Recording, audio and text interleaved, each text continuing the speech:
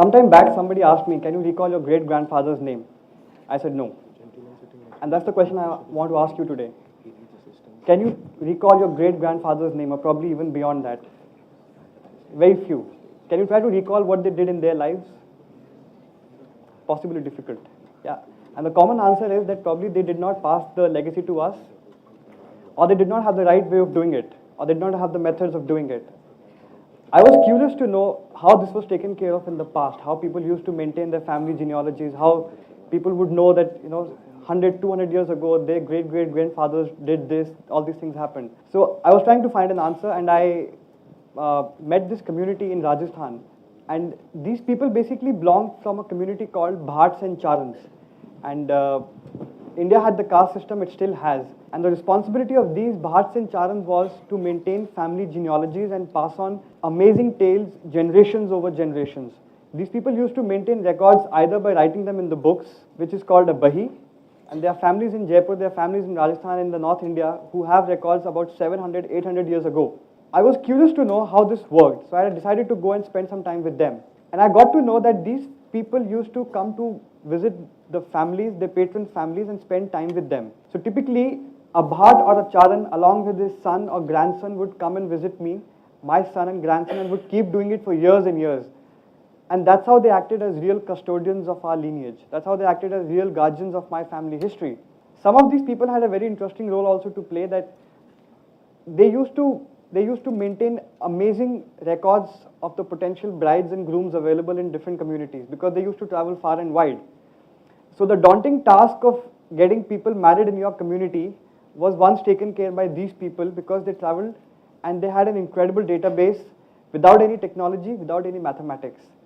So what you see today, the matrimonial websites, is probably inspired from the idea of these Bhats and Charans who used to travel and do the matchmaking also.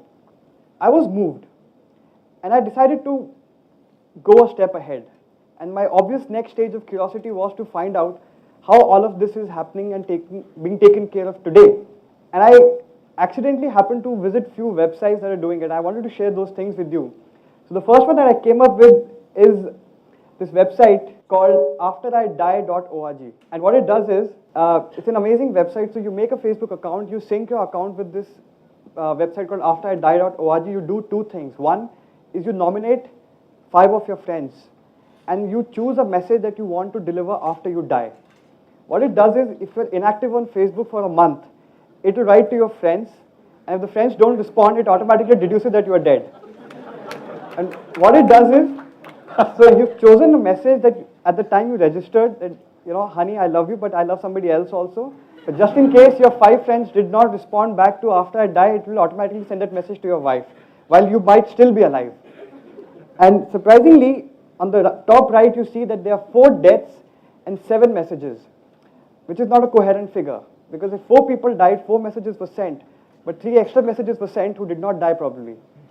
That's critical. So the idea is, there are companies and there are portals who are doing interesting things to save your online, very critical, sensitive digital data. Right? They're trying to save your passwords, your pictures, images, YouTube videos, a lot of things.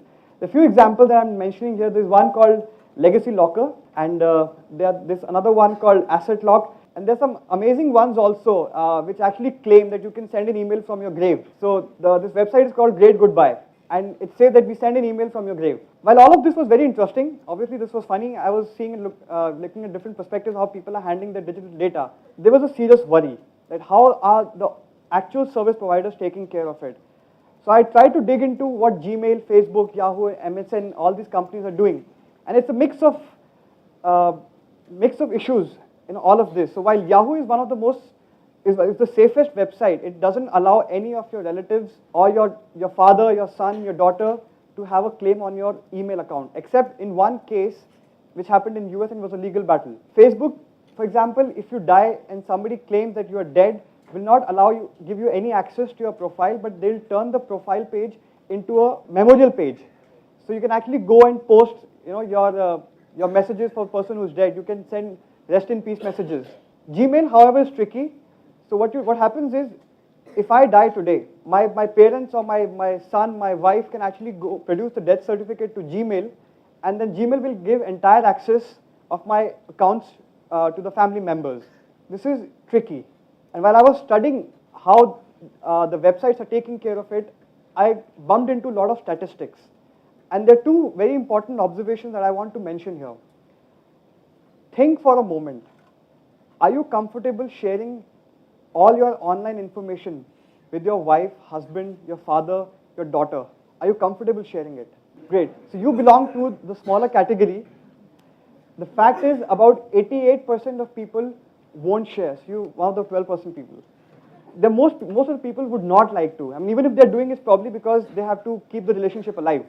The second observation, which is even more shocking, is that today if I ask you, would you be interested to know about the online information of your husband, brother, father, mother?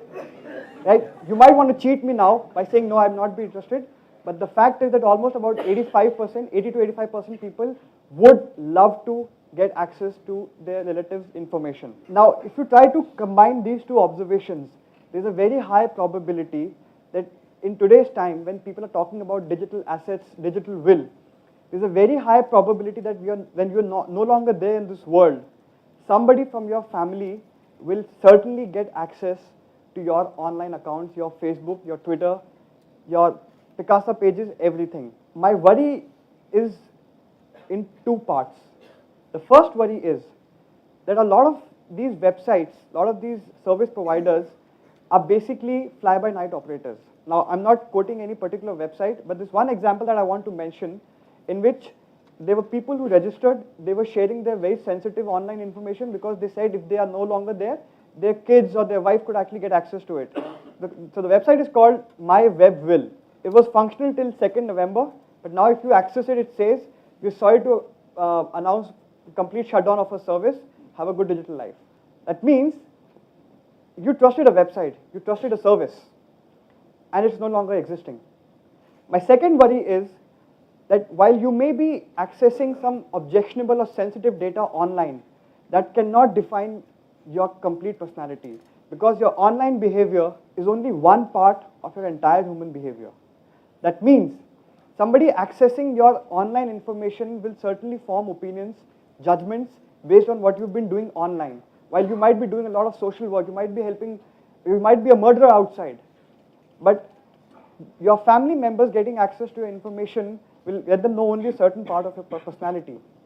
And therefore my thought is that when the old way goes away, it makes way to the new one. There was a typical way of archiving ourselves in the history. There's a new way coming up. We are somewhere in the transitionary phase. We need to act prudent, and we need to make sure that we archive our incredible lives, not just online, but in all possible ways.